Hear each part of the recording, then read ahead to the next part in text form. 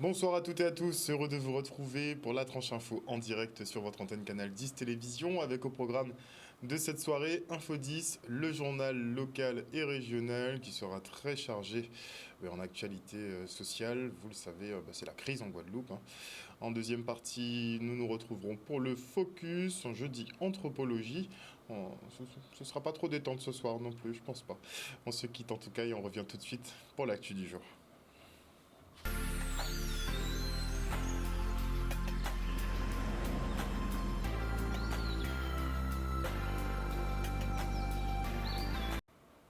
Nous sommes le jeudi 18 novembre 2021 et nous sommes donc au 4e jour de mobilisation et les foyers de contestation se multiplient.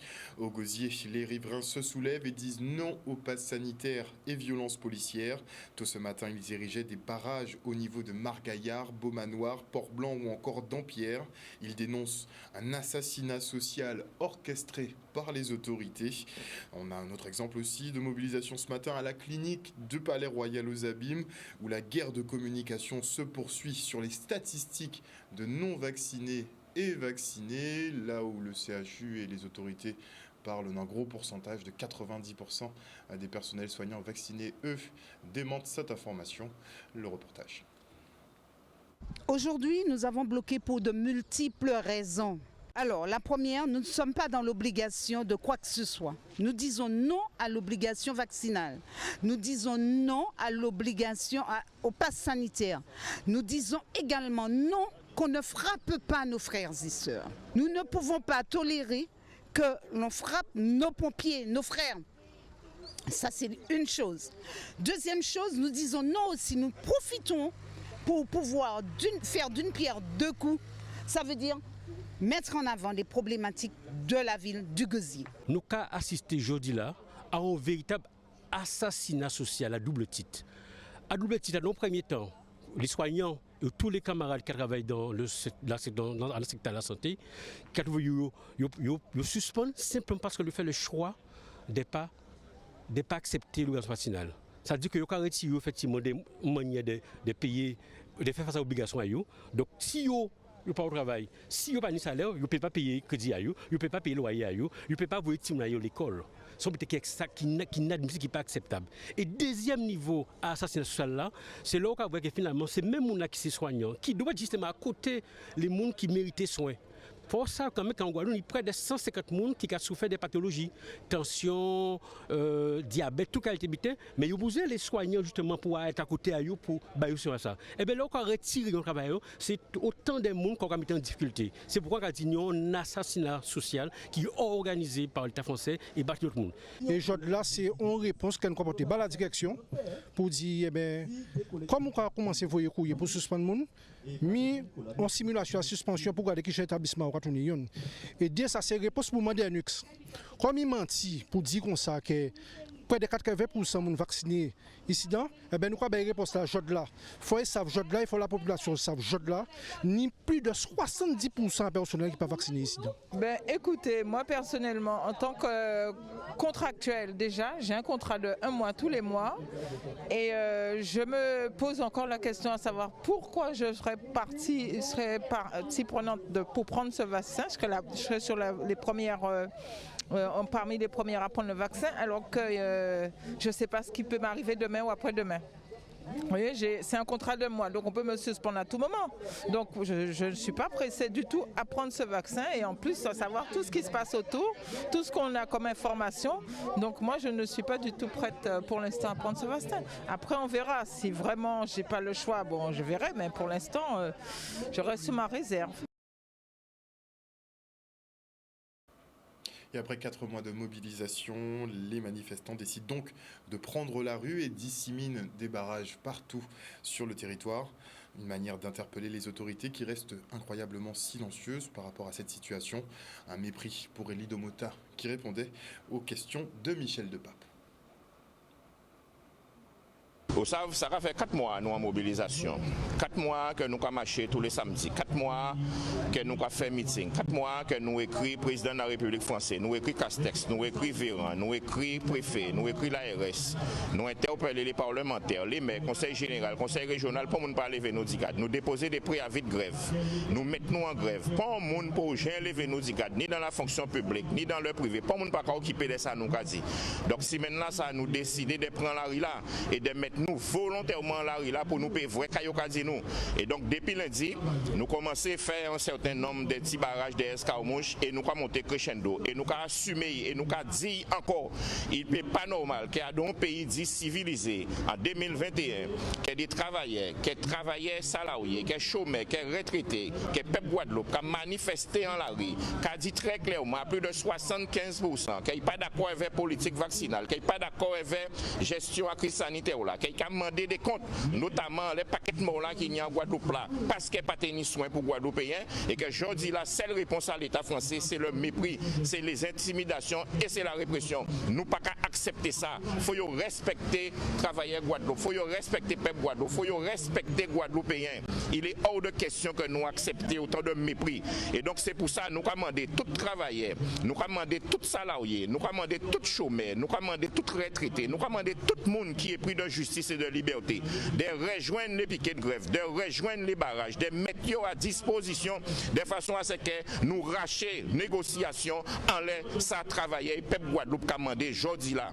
Nous ne pouvons pas subir mépris et indignité qu'on sent un pays là, ça n'est pas normal. Et donc nous allons lancer un appel à l'unité, à la solidarité et demander salariés, travailleurs, chômeurs, retraités, tout le monde de rejoindre la lutte. Quand vous voulez, quand vous payez, Jean vous voulez, Jean vous payez. De façon à ce que ces messieurs respectez nous. Et encore une fois, non, nous pas mérité ça qui a passé là, du tout.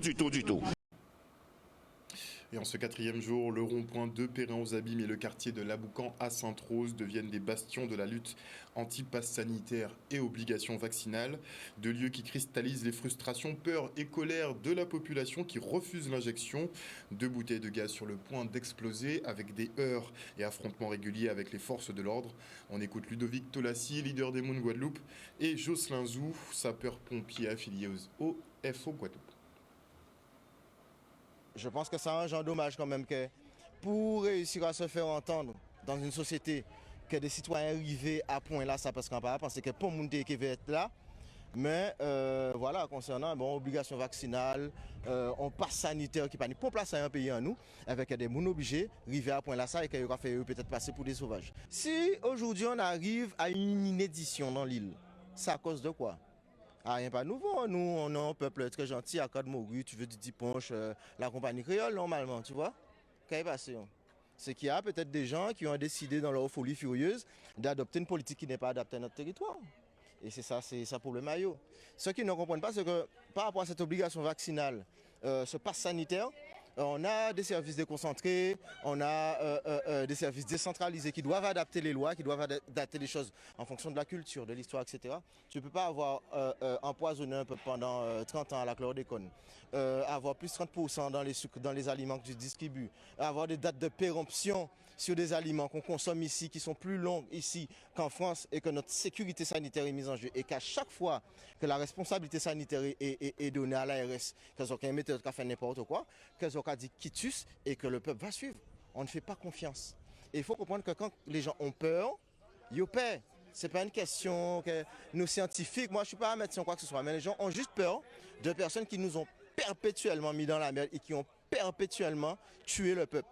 Et jusqu'à nous, pas mort, nous vivre. Malheureusement, jusqu'à présent, aucun rendez-vous, aucun petit pas, aucun pas. Malheureusement, c'est comme ça, quoi. Nous sommes ignorés, nous sommes vraiment... Ça n'a pas de nom en fait, c'était qualifiable. C'est vraiment dur parce que ce qu'on peut dire, c'est que on pouvait ne pas être d'accord.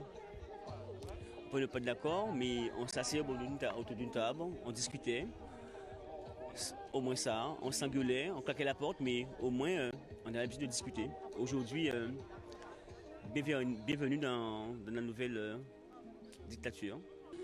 C'est dommage, donc on n'avait pas demandé tout ça, on demande jusqu'à vivre avec dans nos conditions.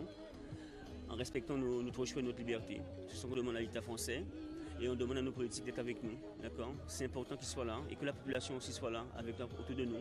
On veut sortir de cette situation, mais il faut qu'ils soient avec nous.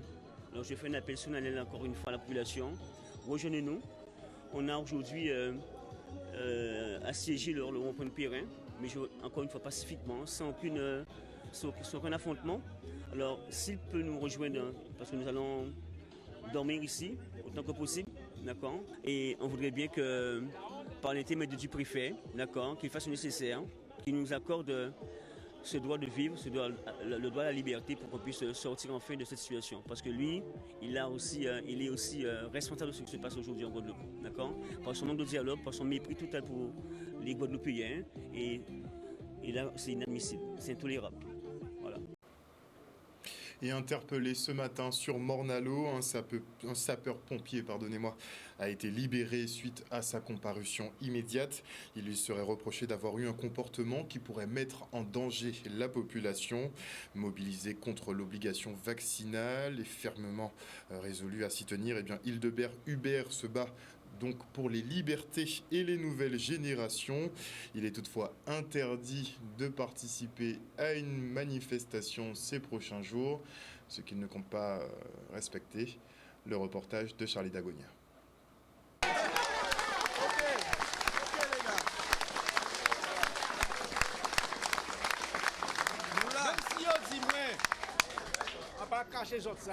Même si on dit, il ne faut pas manifester. Voilà.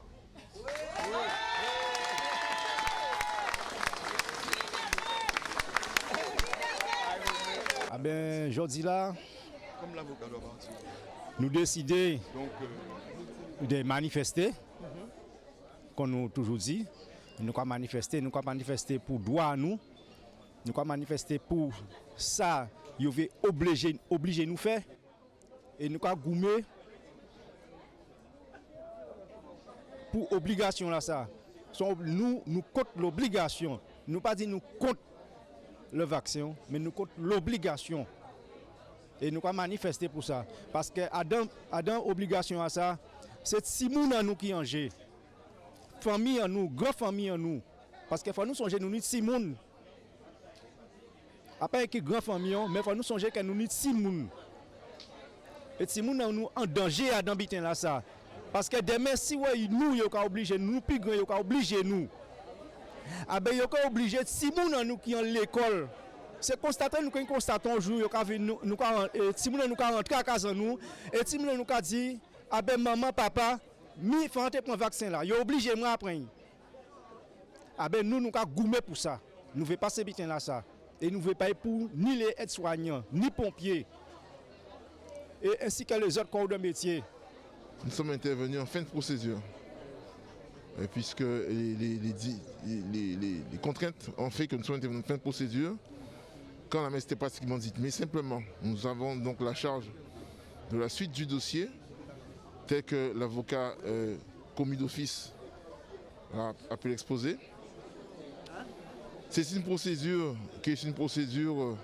qui va s'ouvrir avec une instruction, une enquête. Et cette enquête doit déterminer effectivement la culpabilité ou le non-lieu.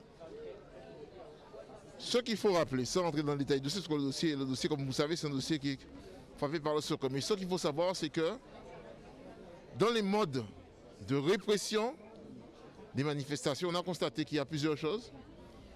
Souvent, c'est des infractions entraves à la circulation, violence, ou alors on invoque souvent aussi dans ce genre de procédure le fait d'avoir un comportement sur la voie publique qui représente un danger pour soi ou pour les autres.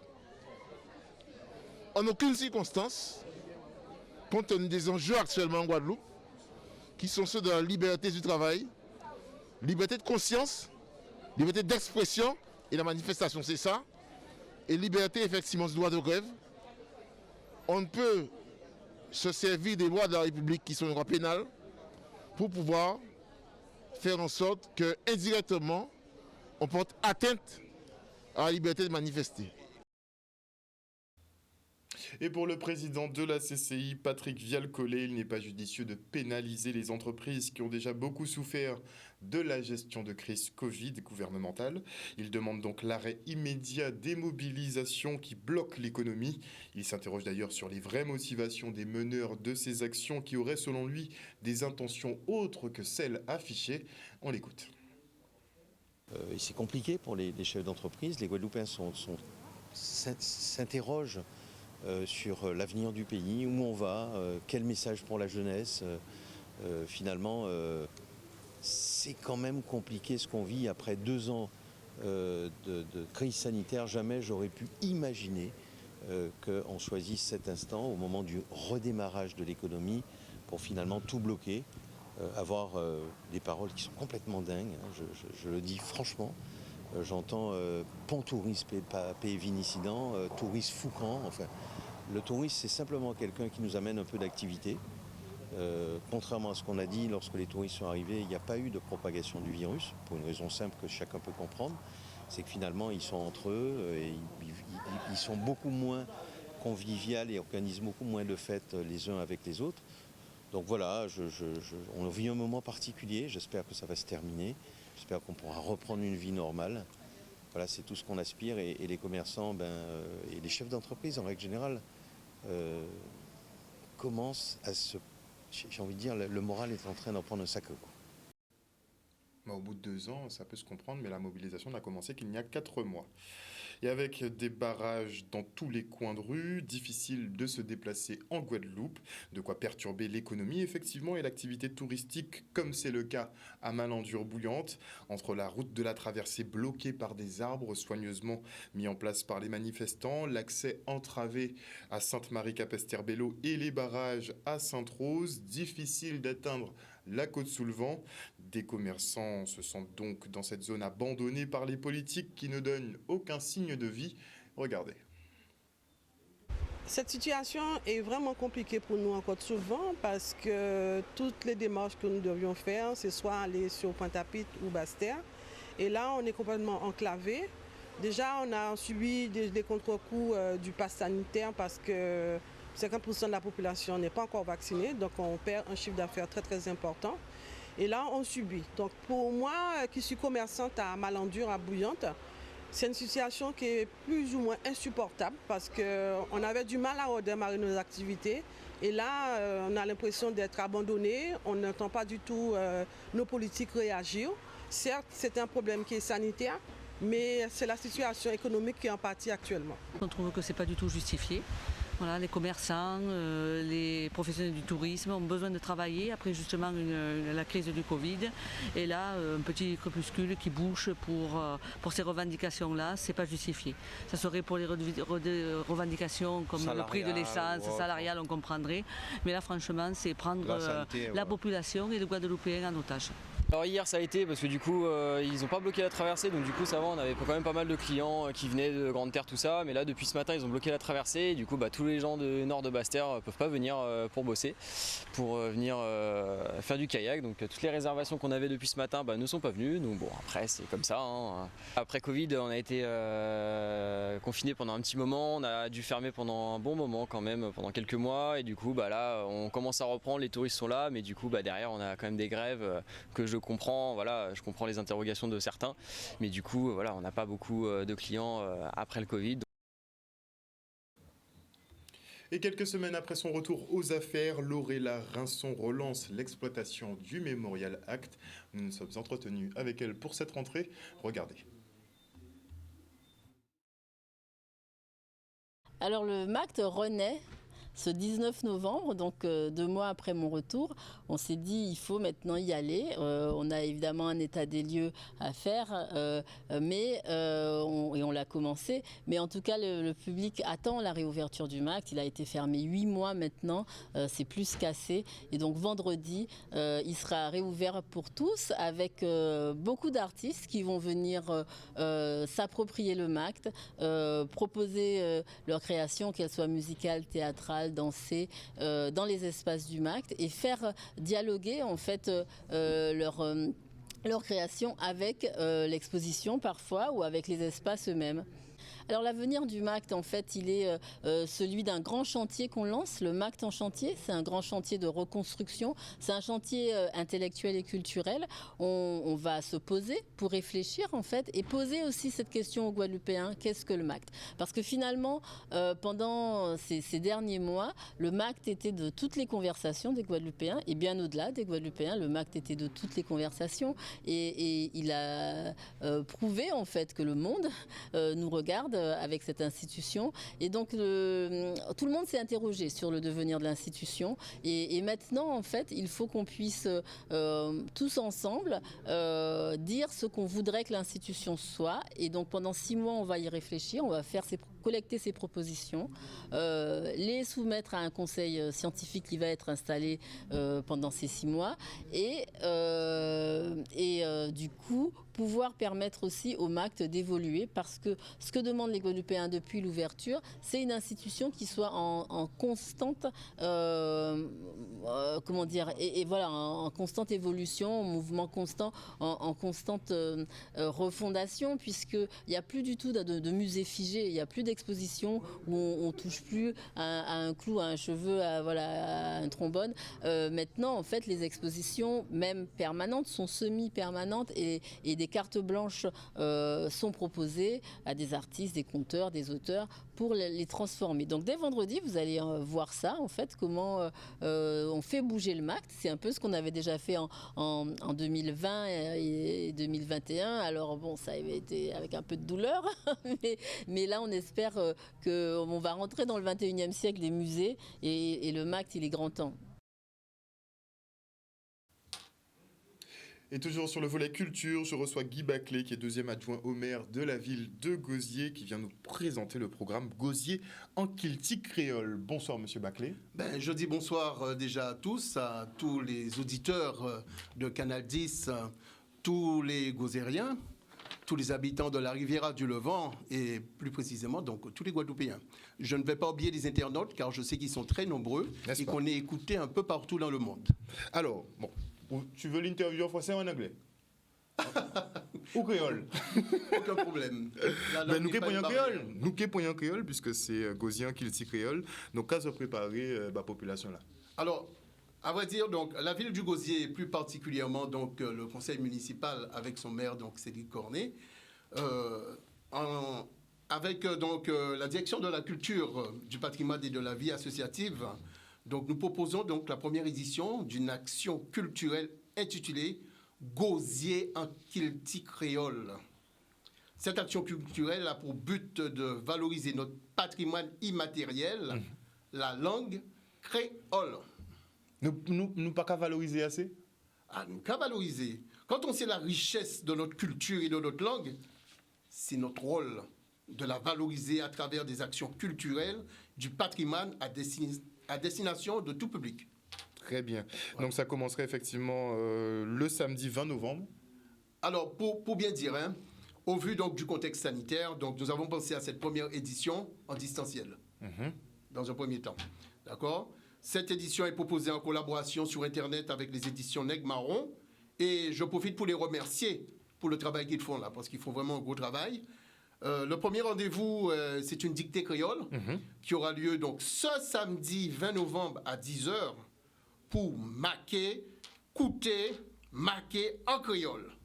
Donc, ce sera donc dirigé par monsieur Jean-Luc Ramparcol de l'association gosérienne Restant là, Kilti et Tradition, qui œuvre dans l'action culturelle et qui présentera donc leur activité à 6 langues créoles en nous. La semaine prochaine, par contre, le mercredi 24 puis le vendredi 26, il y aura donc 2 conférences. Le mercredi 24, différents auteurs vont s'exprimer à travers une soirée littéraire poétique créole. C'est une action qui participe donc à la conservation de l'oralité de la culture guadeloupéenne.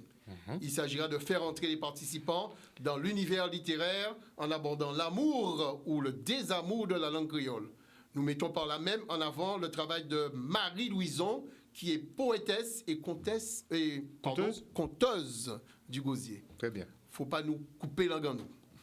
Pour autant, nous recevons plusieurs intervenants comme Marie Louison, Henri Bistoquet, Ena Eluther, Delphine Tinval, Samuel Rinaldo, qui vont déclamer des poèmes, des sérénades, des contes, et j'en passe. Nous qui passons bel moment en parole et kilti. Pour clôturer cette première édition, nous présenterons une seconde conférence le vendredi 26 autour du thème de l'agro-transformation. C'est-à-dire que nous parlerons d'autonomie alimentaire et de ses enjeux pour le territoire gozérien et plus largement guadeloupéen. Monsieur Didier Détouche et Madame Madassami présenteront donc un ouvrage Manifeste pour l'autonomie alimentaire qui tend vers une évolution de la consommation et une autonomie alimentaire. Cette présentation sera suivie donc d'une intervention du président de groupe Fouillapin Gosier. C'est une association de la ville qui présentera son projet d'agro-transformation autour, je vous en dis, du Fouillapin. En plus de la partie littéraire du créole, nous insistons pour valoriser les initiatives locales qui nous donnent cette identité créole. Voici donc en résumé les actions culturelles de cette première édition de Gosier en Kilti créole. Il nous tient à cœur de faire perdurer cette oralité et de mettre en valeur notre identité. J'en profite donc pour remercier donc Madame Clarac, qui est donc vice-présidente de la commission Culture, Patrimoine et Vie associative et sportive, et bien entendu tout le conseil municipal pour qui donc ce projet tient à cœur. Nous comptons sur une large participation à cette édition. Pour les infos pratiques de connexion, toutes les infos se trouvent sur le Facebook ici le Gosier et sur le site internet de la ville Le Gosier. D'accord ? Je crois que nous avons donc un flyer qui passe, qui donne d'ailleurs les codes Zoom pour pouvoir participer à cette belle manifestation. De toute façon, tout est disponible donc sur le Facebook ici, le Gosier. N'hésitez pas à vous y rendre effectivement pour des informations complémentaires autour de cette semaine qui sera dédiée donc au créole. Au créole. Merci beaucoup, Monsieur Baclé. Merci beaucoup, à bientôt. Voilà, chers téléspectateurs, nous sommes arrivés au terme de cette édition. Merci pour votre fidélité à ce programme. La Tranche Info revient demain à 18h30. Passez une excellente soirée à l'écoute de nos programmes. Ça risque de bouger du côté de Perrin et du côté de Sainte-Rose. Bon, si c'est le cas, on se retrouve plus tard. Bisous, bisous.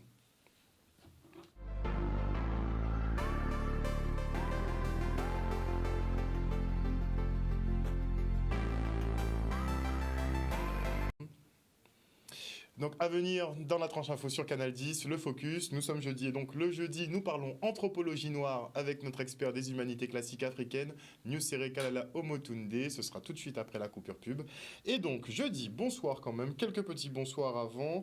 Bonsoir à Lydia Luce, bonsoir à Laurence Doux, bonsoir à Net Antilles, le chat tropical, bonsoir à Vivica, bonsoir à Andrew Warel, bonsoir à Alicia Janotte, à Cocoman, bonsoir à Jimmy Kamagouva Aliar, bonsoir à Louis-Félix Ayotte, bonsoir à Lalis Mada, bonsoir à Lana Den, à Odile Zingilet, à Manu Matinique, bonsoir à Rigobert Pavade, à Georges Toussaint, à JL Desoutis, à Marius Labissi, à Geneviève Rouquine, bonsoir à Odia Villeroy et à Odile Fleurival. Vous étiez extrêmement nombreux ce soir, je ne pourrais vraiment pas tous vous nommer. En tout cas, merci de nous suivre.